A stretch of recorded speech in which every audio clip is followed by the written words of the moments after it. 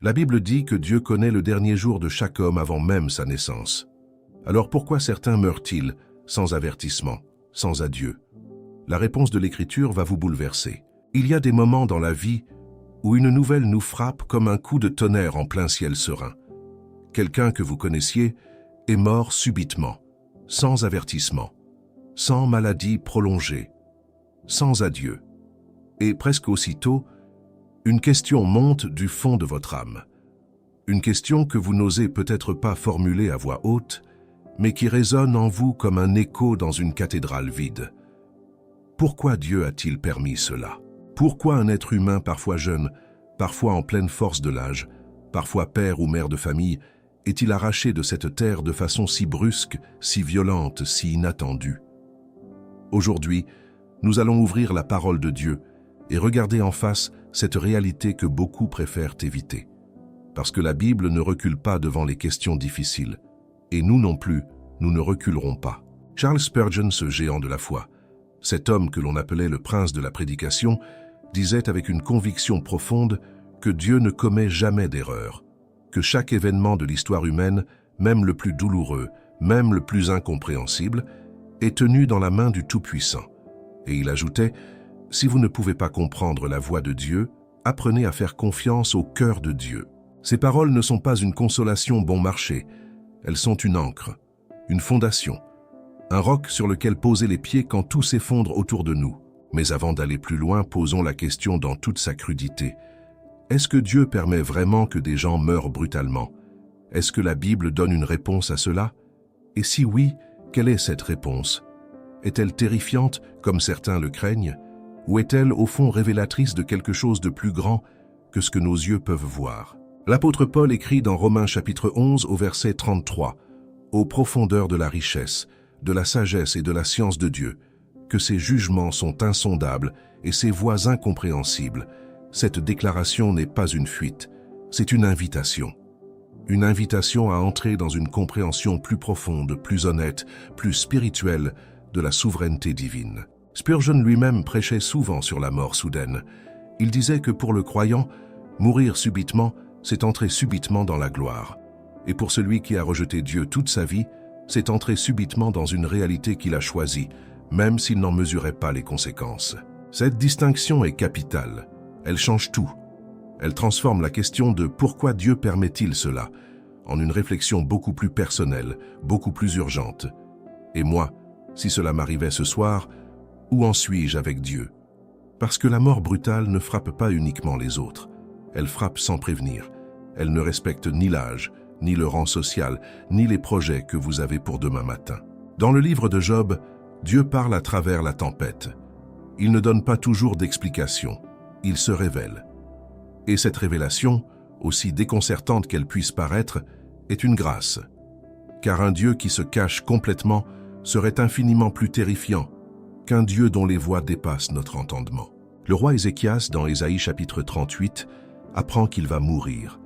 Sa réaction est humaine, viscérale, bouleversante.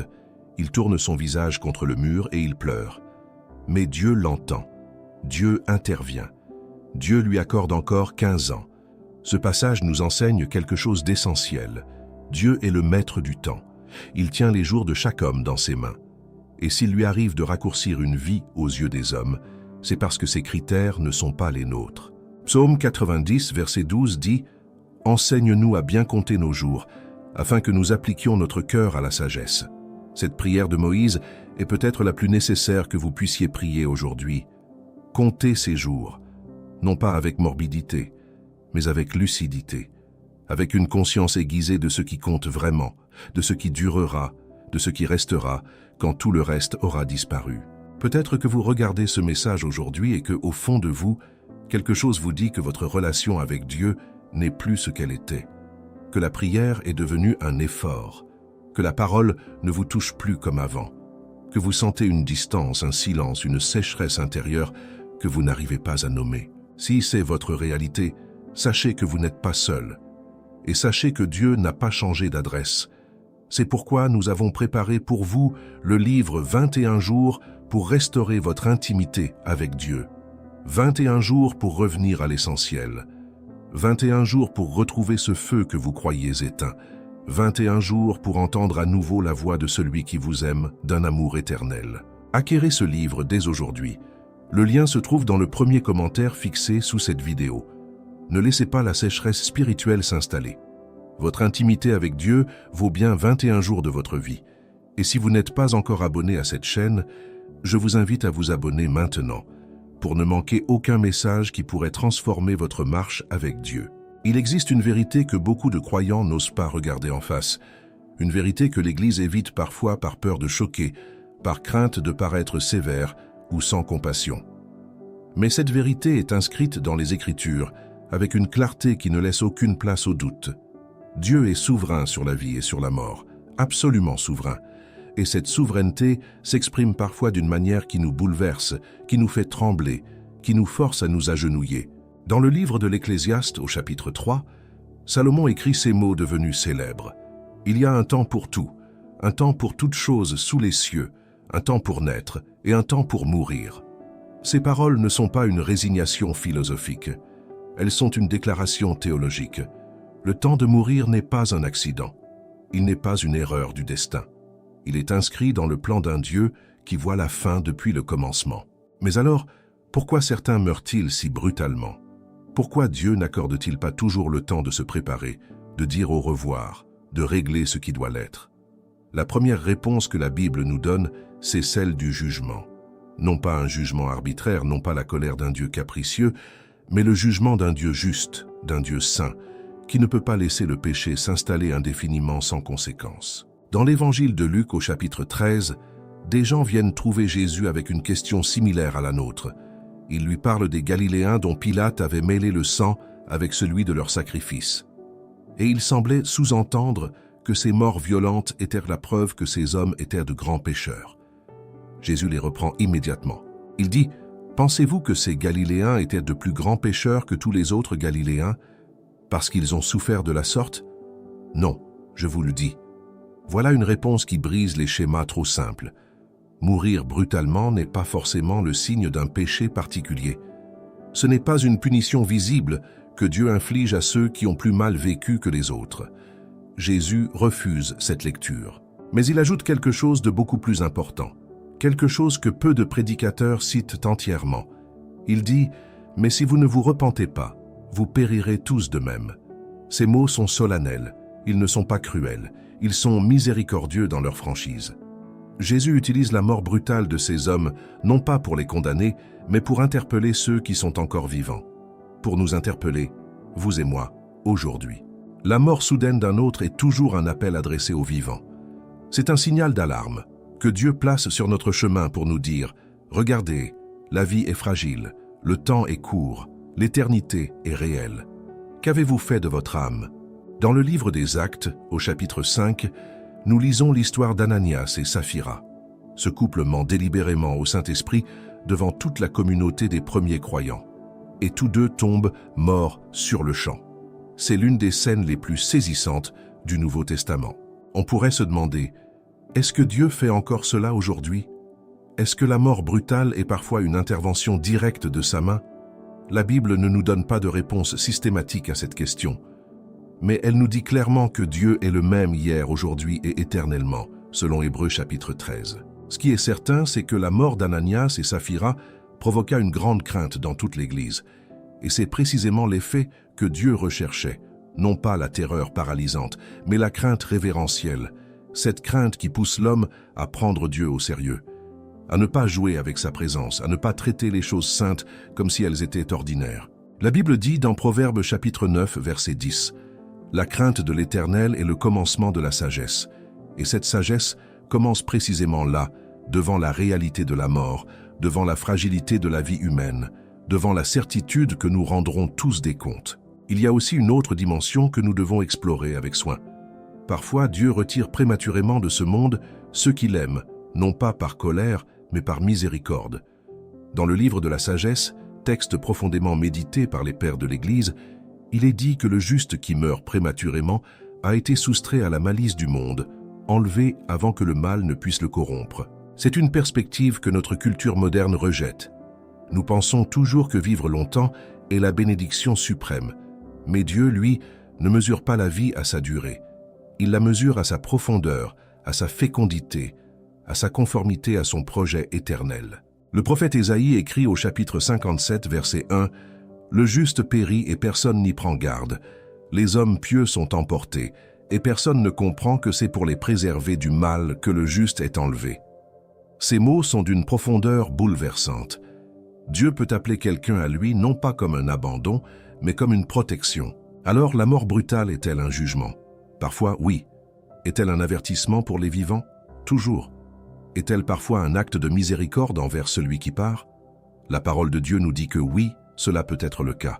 Et dans tous les cas, elle est une invitation urgente à examiner notre propre cœur, notre propre relation avec le Dieu vivant. Nous venons de voir que la mort brutale peut être un jugement, un avertissement, ou même un acte de miséricorde divine. Mais il reste une question que beaucoup portent en silence, une question qui brûle dans le cœur de ceux qui ont perdu un proche de façon soudaine et qui ne savent pas quoi faire de leur douleur.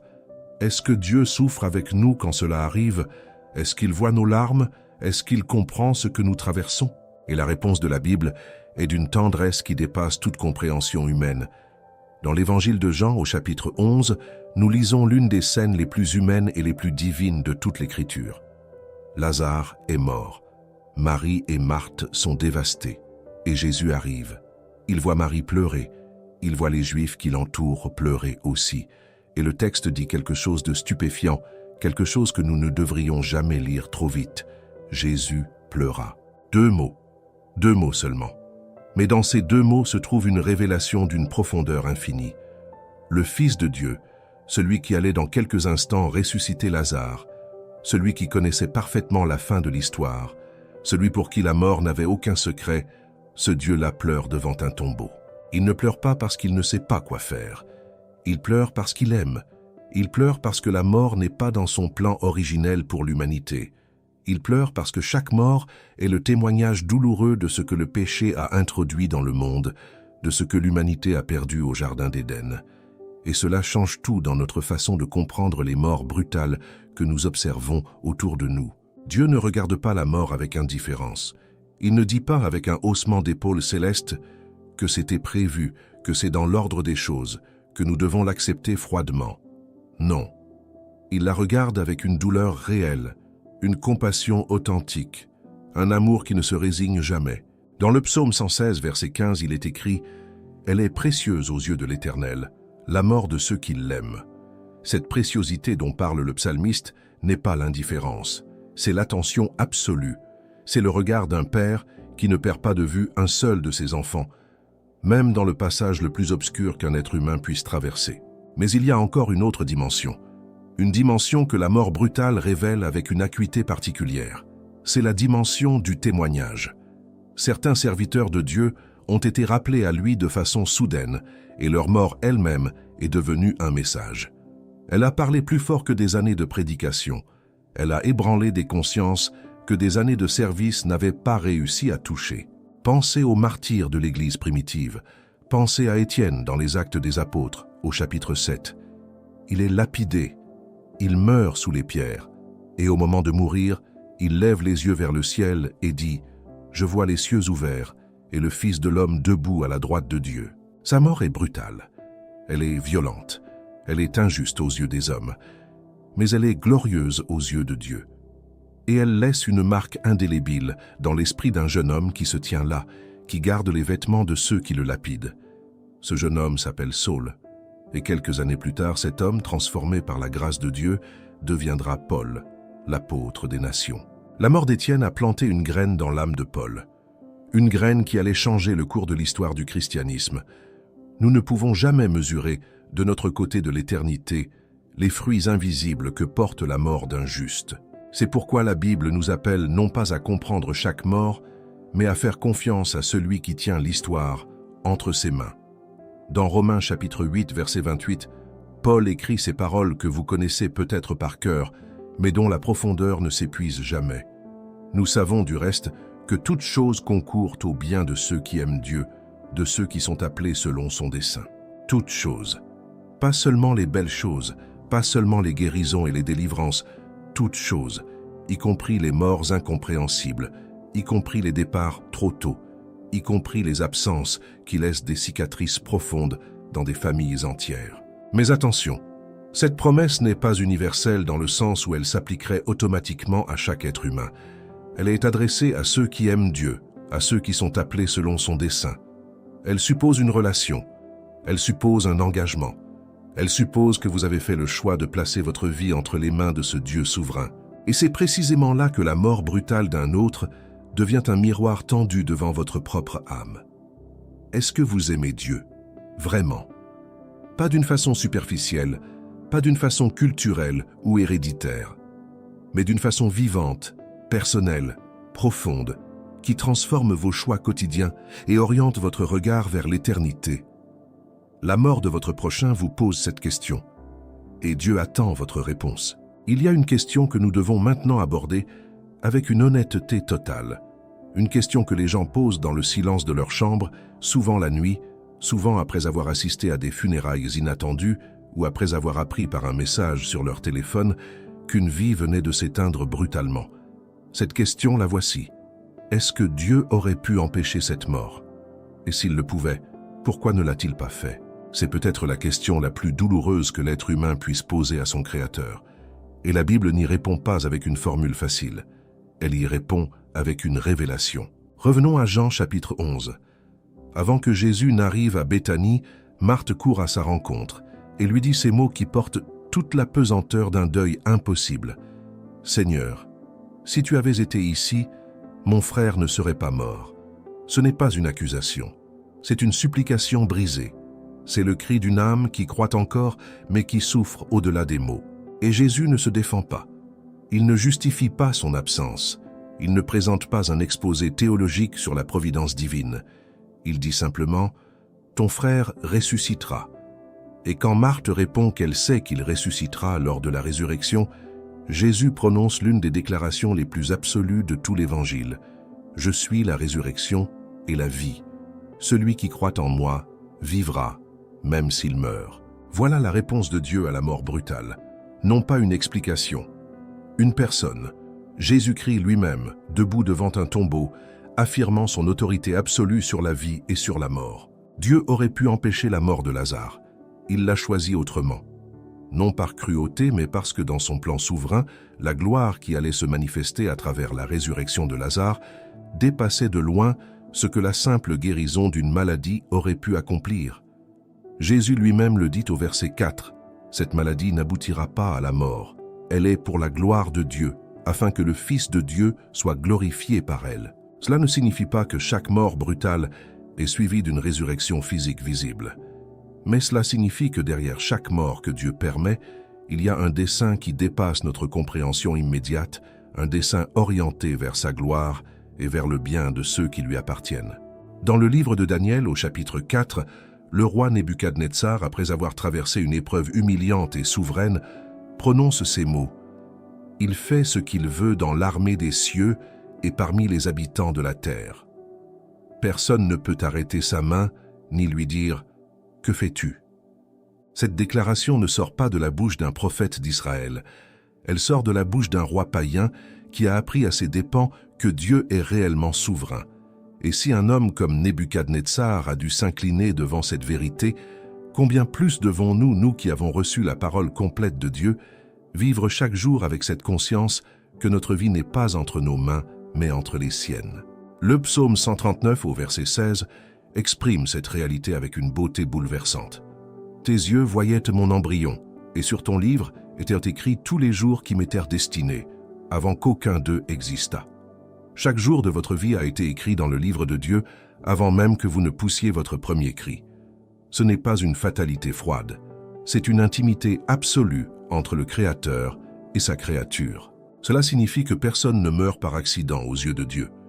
Même quand la mort semble absurde, même quand elle semble prématurée, même quand elle laisse derrière elle des enfants orphelins et des conjoints brisés, Dieu n'a pas détourné le regard. Il n'a pas été surpris. Il n'a pas manqué quelque chose dans son agenda. Et cette certitude, aussi difficile qu'elle soit à recevoir dans les premières heures d'un deuil, est la seule chose qui peut tenir une âme debout quand tout le reste s'effondre. Il y a cependant une distinction que la Bible fait avec une clarté absolue, une distinction que nous ne pouvons pas ignorer. Il y a ceux qui meurent dans le Seigneur et il y a ceux qui meurent hors du Seigneur. Cette distinction ne change pas la douleur des vivants qui restent, mais elle change radicalement la réalité de ceux qui partent.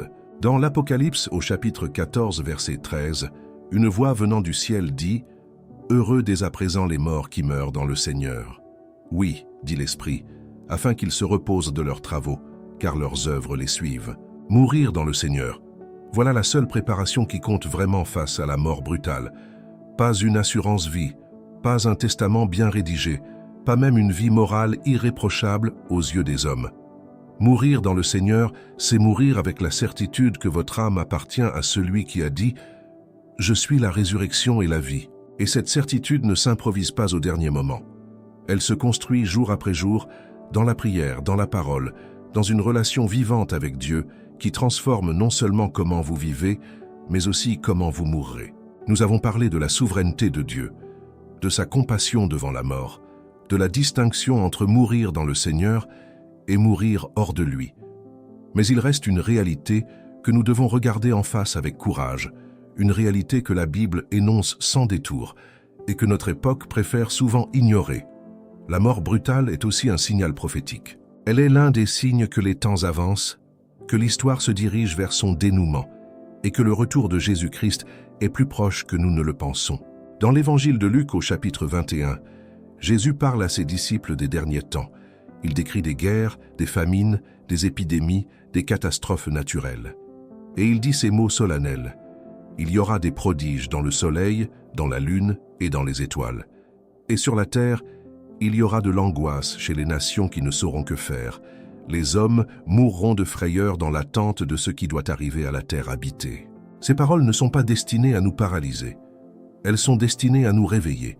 Jésus lui-même, quelques versets plus loin, dit « Quand ces choses commenceront à arriver, redressez-vous et levez la tête, parce que votre délivrance approche. » La mort brutale, dans ce contexte eschatologique, n'est pas une anomalie. Elle est un rappel que nous vivons dans un monde brisé, un monde qui gémit sous le poids du péché, un monde qui attend avec impatience la restauration finale que seul Christ peut accomplir. L'apôtre Paul écrit dans Romains chapitre 8, au versets 22 et 23, « Nous savons que jusqu'à ce jour, la création tout entière soupire et souffre les douleurs de l'enfantement. Et ce n'est pas elle seulement, mais nous aussi qui avons les prémices de l'Esprit, nous soupirons en nous-mêmes, en attendant l'adoption, la délivrance de notre corps. Chaque mort inattendue est un soupir de cette création brisée. Chaque vie fauchée trop tôt est un rappel que ce monde n'est pas notre demeure définitive, que nous sommes des pèlerins, que nous marchons vers quelque chose d'infiniment plus grand, d'infiniment plus stable, d'infiniment plus réel que tout ce que nos yeux peuvent voir ici-bas. Mais cette conscience eschatologique doit produire en nous non pas la passivité, non pas un détachement froid de la réalité, mais une urgence missionnaire, une urgence dans la prière, une urgence dans le témoignage, une urgence dans la façon dont nous vivons chaque journée que Dieu nous accorde. Dans le livre de l'Apocalypse au chapitre 22, Jésus lui-même répète par 3 fois « Je viens bientôt ». Et à chaque fois, la réponse de l'Esprit et de l'Église est la même « Viens ». Ce n'est pas la réponse d'une Église épuisée qui veut fuir ses responsabilités. C'est la réponse d'une Église qui vit dans une attente active, dans une espérance ancrée, dans une foi qui a compris que le meilleur est encore à venir. Pensez à ceux que vous avez perdus brutalement. Pensez à ces visages, à ces voix, à ces présences qui manquent. Et maintenant, posez-vous cette question. Comment ces départs ont-ils transformé votre façon de vivre? Vous ont-ils rendu plus attentif à l'éternité, plus diligent dans votre marche avec Dieu, plus tendre dans vos relations, plus urgent dans votre prière? C'est là que la mort brutale d'un autre peut devenir une grâce pour vous. Non pas une grâce facile, non pas une grâce sans larmes, mais une grâce qui creuse en vous un espace plus profond pour Dieu, qui brise les priorités superficielles, qui remet à leur juste place les choses qui semblaient si importantes, et qui, à la lumière de l'éternité, ne pèsent rien. Le prophète Amos écrit au chapitre 4, verset 12, « Prépare-toi à la rencontre de ton Dieu, Cette injonction n'est pas un cri de panique, c'est une invitation à la sainteté, à la vigilance, à une vie qui prend Dieu au sérieux chaque matin. Prépare-toi, non pas dans la peur, mais dans la foi. Une foi active, une foi qui agit, une foi qui transforme vos journées ordinaires en actes d'adoration, vos conversations en occasion de témoignage, vos épreuves en révélation de la fidélité de Dieu. Dans l'évangile de Matthieu au chapitre 24, verset 44, Jésus dit « C'est pourquoi vous aussi tenez-vous prêts, car le Fils de l'homme viendra à l'heure où vous n'y penserez pas. » Se tenir prêt. Voilà la réponse que Dieu attend de nous face à la réalité des morts brutales, face à la fragilité de la vie humaine, face à l'incertitude de demain. Se tenir prêt, cela signifie avoir réglé la question la plus fondamentale de votre existence. Non pas la question de vos finances, non pas la question de votre santé, non pas la question de vos projets professionnels, mais la question de votre âme, la question de votre relation avec Dieu, la question de ce qui se passera pour vous dans les secondes qui suivront votre dernier souffle. Et si vous n'avez pas encore répondu à cette question, si cette certitude n'est pas encore ancrée au fond de votre cœur, alors la mort de ceux qui vous ont précédé vous envoie aujourd'hui ce message ultime. Le temps est maintenant. Pas demain. Pas après cette vidéo. Maintenant. La mort brutale n'est pas le dernier mot. Dieu est le dernier mot. Et ce Dieu souverain, qui tient chaque vie dans ses mains, vous appelle aujourd'hui à vivre avec une éternité dans le cœur. Si vous sentez que votre cœur s'est éloigné de Dieu, si la prière est devenue un fardeau et non une joie, si vous aspirez à retrouver cette présence qui transforme tout, alors notre livre 21 jours pour restaurer votre intimité avec Dieu a été écrit pour vous. 21 jours pour rallumer le feu. 21 jours pour entendre à nouveau sa voix. Acquérez-le dès aujourd'hui. Le lien est dans le premier commentaire fixé. Merci d'avoir regardé ce message jusqu'à la fin. Votre présence ici compte. Si ce message vous a touché, laissez un commentaire, aimez cette vidéo et abonnez-vous à la chaîne pour ne manquer aucun enseignement. Les prochaines vidéos vous attendent sur l'écran.